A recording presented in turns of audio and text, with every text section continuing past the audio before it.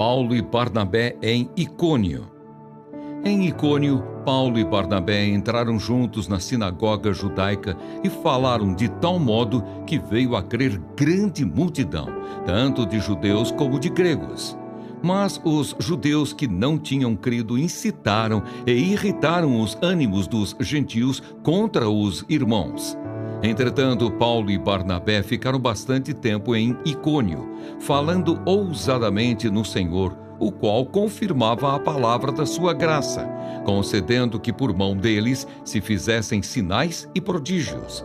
Mas o povo da cidade se dividiu. Uns eram pelos judeus, outros pelos apóstolos. Então surgiu um movimento entre os gentios e os judeus, com o apoio das suas autoridades para os maltratar e apedrejar. Quando Paulo e Barnabé souberam disso, fugiram para Listra e Derbe, cidades da Licaônia, e para as regiões vizinhas, onde anunciaram o Evangelho. A cura de um paralítico em Listra. Em Listra costumava estar sentado certo homem aleijado, paralítico, desde o seu nascimento e que nunca tinha conseguido andar. Esse homem ouviu Paulo falar. Quando Paulo fixou nele os olhos e viu que ele tinha fé para ser curado, disse a ele em voz alta: "Levante-se direito sobre os pés." O homem saltou e começou a andar. Quando as multidões viram o que Paulo tinha feito, gritaram em língua licaônica: "Os deuses em forma de homens desceram até nós." A Barnabé chamavam Júpiter e a Paulo Mercúrio, porque este era o principal portador da palavra. O sacerdote de Júpiter, cujo templo estava em frente da cidade, trazendo touros e grinaldas para junto dos portões da cidade, queria oferecer um sacrifício juntamente com a multidão. Porém, ouvindo isto, os apóstolos Barnabé e Paulo, rasgando as suas roupas, saltaram para o meio da multidão, gritando: "Senhores, por que estão fazendo isto?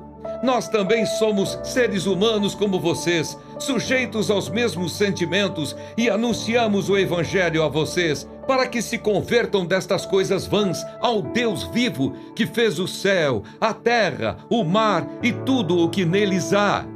Nas gerações passadas, Deus permitiu que todos os povos andassem nos seus próprios caminhos.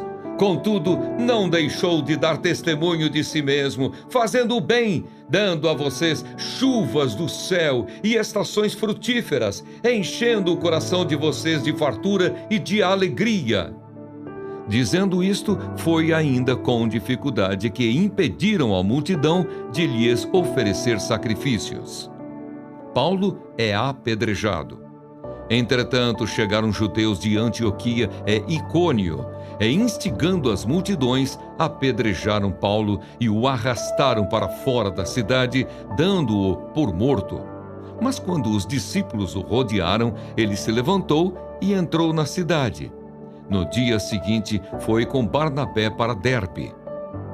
A volta para Antioquia da Síria. E tendo anunciado o Evangelho naquela cidade e feito muitos discípulos, Paulo e Barnabé voltaram para Listra, Icônio e Antioquia, fortalecendo o ânimo dos discípulos, exortando-os a permanecerem firmes na fé e mostrando que através de muitas tribulações nos importa entrar no reino de Deus. E promovendo-lhes em cada igreja a eleição de presbíteros, depois de orar com jejuns, os encomendaram ao Senhor em quem haviam crido. Atravessando a Pisídia, Paulo e Barnabé se dirigiram a Panfilha, e tendo anunciado a palavra em Perge, foram para Atália, e dali navegaram para Antioquia, onde tinham sido recomendados à graça de Deus para a obra que agora tinham terminado. Quando chegaram a Antioquia, reuniram a igreja e relataram tudo o que Deus havia feito com eles e como tinha aberto aos gentios a porta da fé.